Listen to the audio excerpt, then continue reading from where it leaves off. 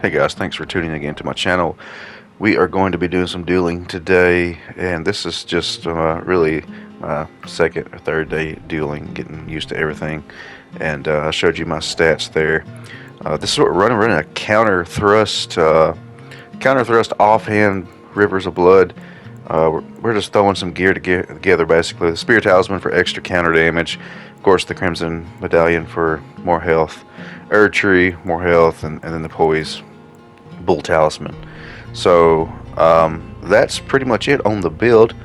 I don't have all the armors and stuff, so I want to mix and match as it seems to fit to a poise to weight ratio, and we'll get right into some of these duels. Now, granted, I am trying to play a little more countery here with this weapon. This weapon's awesome. I really like it.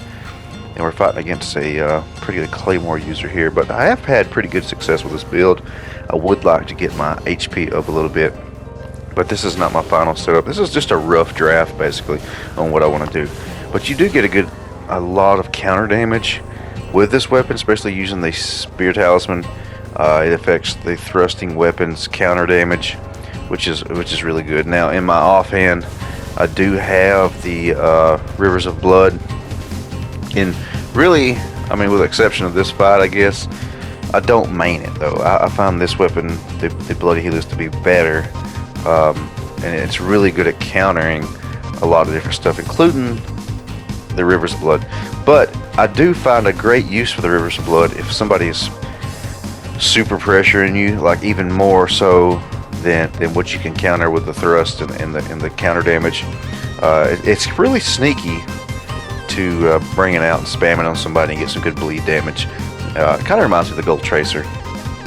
I know that's taking it way back in the day, like 10 years, but it does have the potential to really overwhelm somebody. And that's the main reason I run one aggressive weapon and then one defensive weapon. The defensive weapon, especially being new to dueling, you're kind of cautious, you're kind of still learning what everybody is using. You're still learning what the spells and the weapons that people do and the weapon arts. So while you're doing that, it gives you the ability to hit those good long running R2s, maybe get some counter damage. You have that defensive weapon art, that defensive that allows you to counterattack and do a lot of damage and cover a lot of range, which really helps when you're trying to study your opponent and study their move sets. But if you do need that aggressive, sneaky weapon, in my case, the Rivers of Blood, I'll bring it out some here in these deals, and hopefully it surprises people. And if somebody is in the right range, and if you back somebody in their corner, and you've been using a poke weapon, a thrust weapon the whole match, it just catches them off guard. So let's take a look at this match right here. We're fighting a guy that's dual wielding power stancing, trying to play defenses to figure out what his mindset is. He's doing a long range jump attack, and he's probably going to try that again. So I'm going to hit him with the Rivers of Blood because he's being so aggressive coming in. I'm able to get a little damage there on him. I'm going to swap back to try to get a running R2. Try to come in with a big counterattack, get it. Only have one attack left. I think I can finish this guy off with a Rivers of Blood if I can pressure him somehow, but I don't need to. He was spamming his attacks, and I was able to get a delayed, looked like a delayed R2 there. This guy I fight here, I've seen this build before. I think this is a bleed build somehow. He's got this, I'm not aware of that weapon art, so I don't know what that is. I'm sure some of you in the comments will tell me. But it was pretty interesting. He's also running, looks like a buckler, so he might be trying to parry me. But I was very aggressive here. I thought I could bring out the Rivers of Blood, finish this guy off, and I was unsuccessful. I had this match in the win column.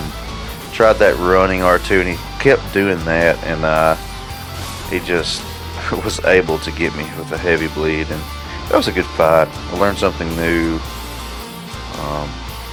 don't get over aggressive for sure. I should have played a little more defensive there. I should have kept the Rivers of Blood out and try to get that chip damage there at the end.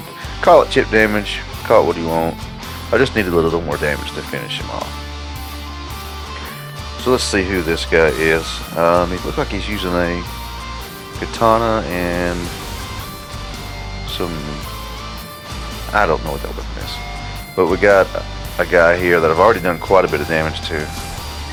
And he was just not able to time his stuff correctly. He was kind of spammy. But on to the next match. We got a guy, he looks like he's using the buff that boosts your fire damage. It may not be that, but I hit him with a very hard thrusting counterattack right there. And we're going to try to finish him off with a running R2. He's got just a sliver of health left. And then he's going to heal. Which usually in deals you don't heal. But since he did that, that opens me up to heal. And I'm playing very sloppy right now. He almost finishes me off there, but we're not worried about it. We're going to pop our heals now. And then he's going to come in on us. So we're still looking for a hard counter. He's very aggressive. And then we get just a good combination. I don't really know what he was doing there. He didn't have a whole lot of health, I don't think. Looked like less than 1,500, which I ain't got nothing but 1,500 myself. It's something I want to work on. I really need to study stats and scaling to see exactly how many points I can get away with when it comes to putting more points into vigor. So we're going to let this guy buff up a little bit. You know, back in the previous Souls games, we would never let people buff up. We would, like, if they would try, which I didn't play a whole lot of Dark Souls 3 PvP, but as far as like Dark Souls 1 and 2, usually if it was an OP buff, you wouldn't want them to do that against you in a 1v1. Just because the damage coming was so high.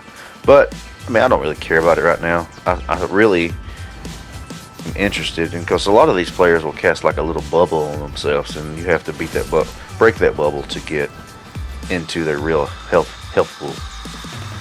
So we're getting towards the end of this video. We finally get a intelligence guy here. I didn't see a whole lot of them here in the last couple days. And this spell right here is very annoying. I'm sure everyone is aware of it. And he's got that fog there that does damage over time, kind of protecting him. He's kind of casting behind it, using it as like a little barricade.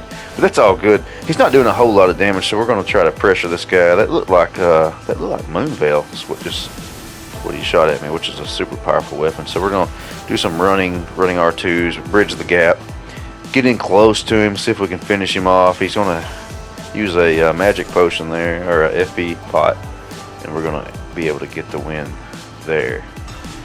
So the last deal here, so something I've been doing recently. I don't use it a whole lot in dueling, but I think you have to in some cases. We're going to pop our Flask of Wondrous Physic. And this is gonna this particular setup I have allows me to absorb some of these spells.